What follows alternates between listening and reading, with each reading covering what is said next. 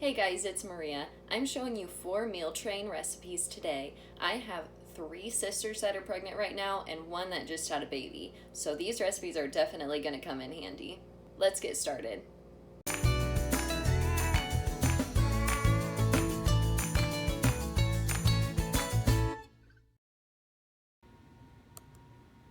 So this first recipe I'm going to show you is stuffed sweet potatoes. This is one of my favorite recipes to make. It's really easy. As you can see, I hate this part. I am not good at poking the fork into the sweet potatoes or any type of potato. I don't know why I struggle with this so much. I think maybe it's just our forks. But any tips for that would be great. So these stuffed sweet potatoes are delicious, and they have ground beef, spices, black beans, so they're kind of like a Mexican stuffed sweet potato. So the first thing you're going to do is poke those sweet potatoes with a fork and then put them in a microwave safe dish. You could do 3 sweet potatoes if you want to make some extra for a bigger family or for leftovers or whatever. There's going to be enough meat in this recipe that could fill 3 sweet potatoes, but I just made 2. I'm just making them for my little family tonight. So put some salt and pepper on those, and then rub that olive oil, salt and pepper on the sweet potatoes. Microwave for 5 minutes. Take them out, flip them, put them back in for another 5 minutes. Once you take them out and let them cool down a little bit, you're just going to cut them in half. Take all of the insides and put them in another bowl.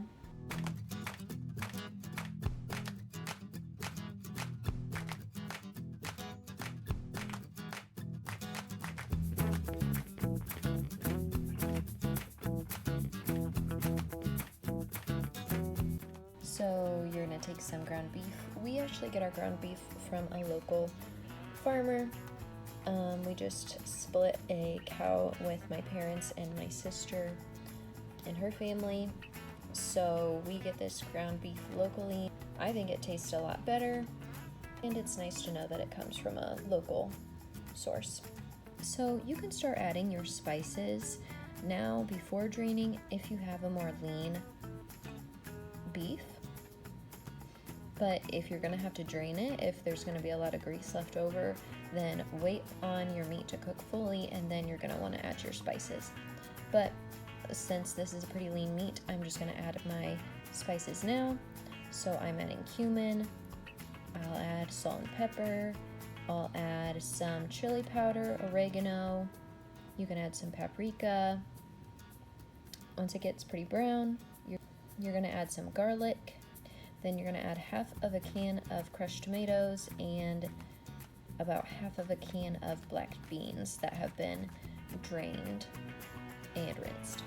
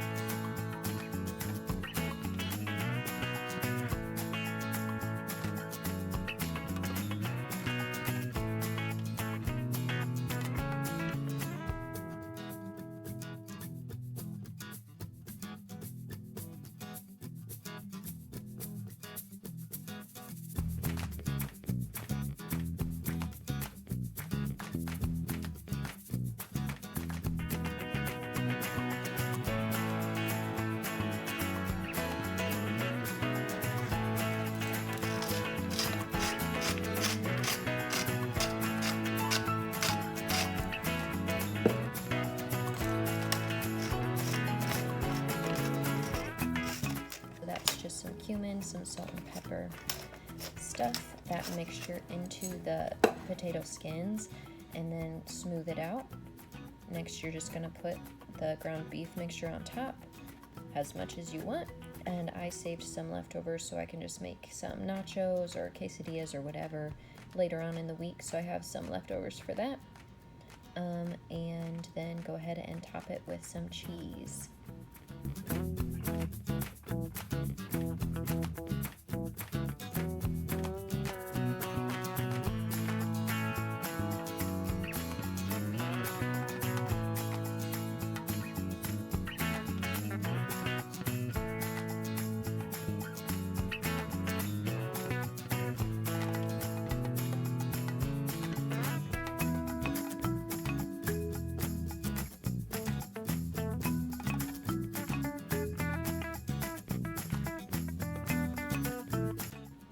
And at this point, you can cover it with foil and put the directions on that foil to give it to whoever you're making it for, so they can just bake it at their house so it's nice and fresh, but they don't have to make anything. They just put it right in their oven.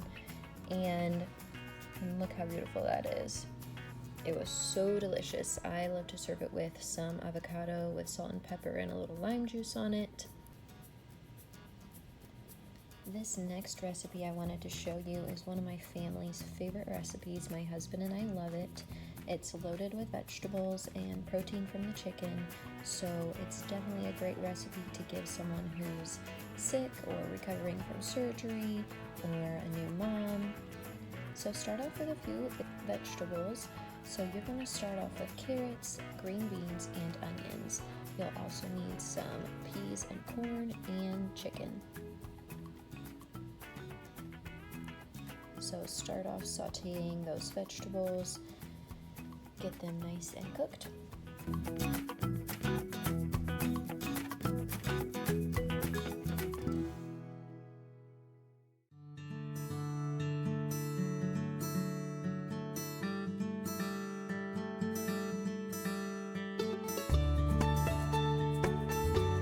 Once those veggies are pretty well cooked, add your peas and corn in until those are no longer frozen. Then add your chicken.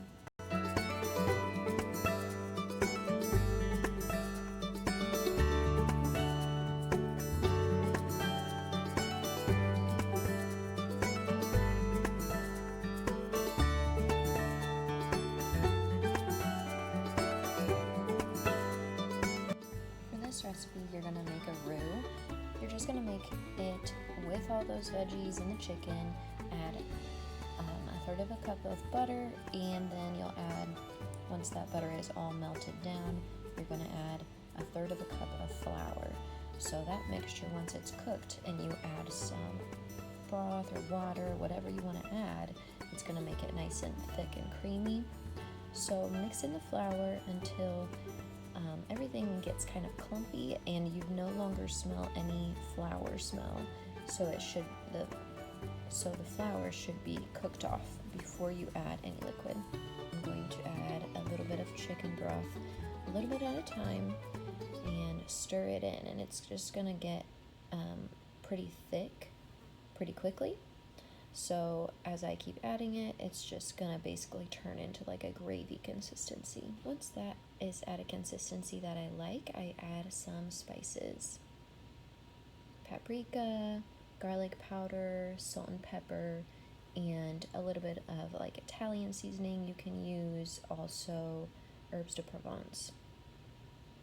Once that's stirred in, I add a little bit of milk. You can also use half and half or heavy cream, whatever you have. You could even use sour cream if that's all you have.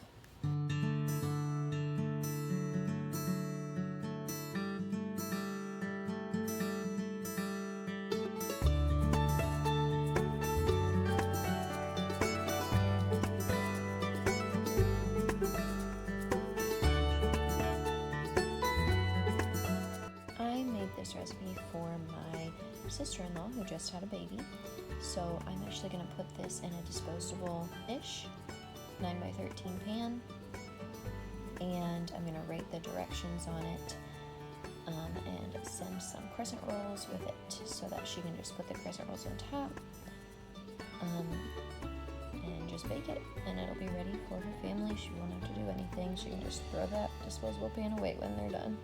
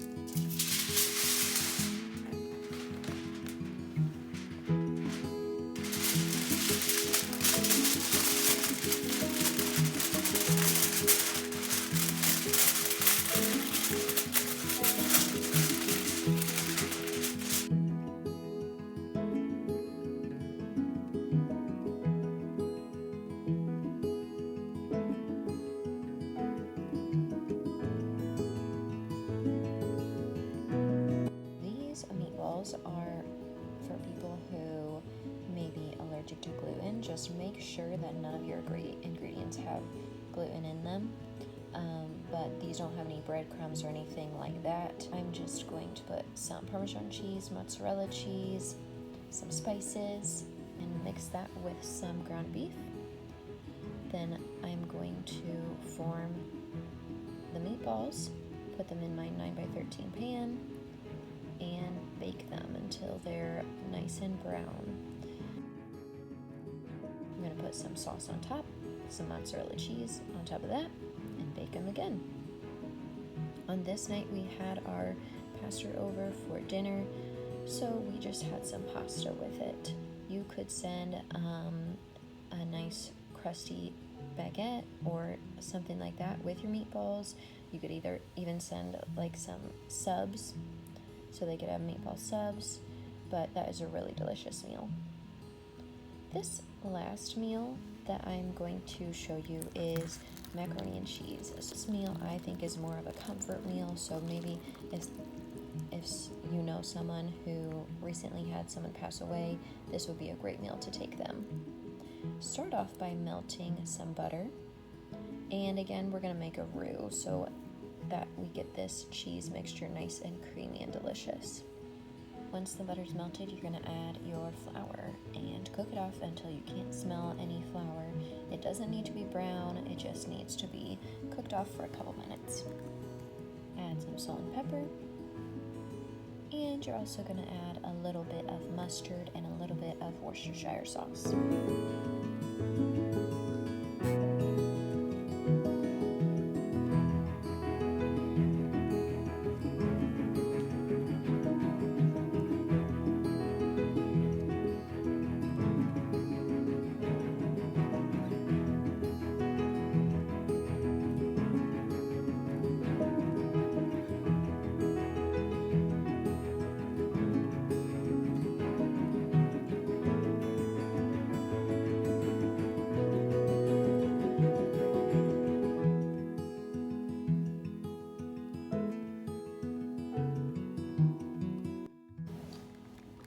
Once those are mixed in, get your milk ready so that you can make this a nice creamy sauce, and then you're going to add your shredded cheese.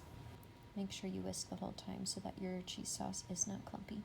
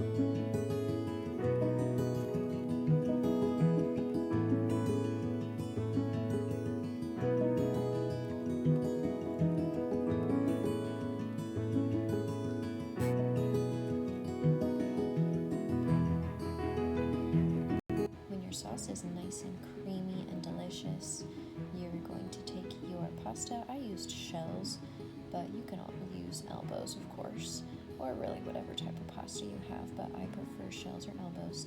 And pour that cheese sauce on the pasta.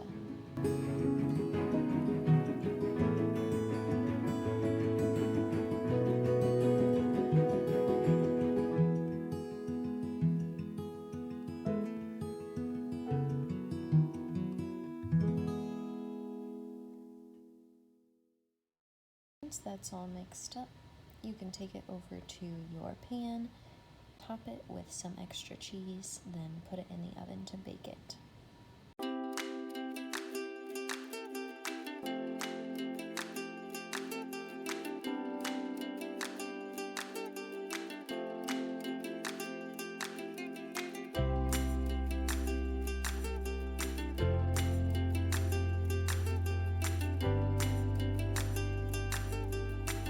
This mac and cheese is absolutely delicious.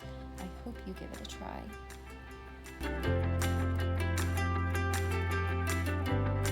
Thanks for watching, and check out my no-bake cookie recipe that can go perfect with these meal train ideas. See you next time.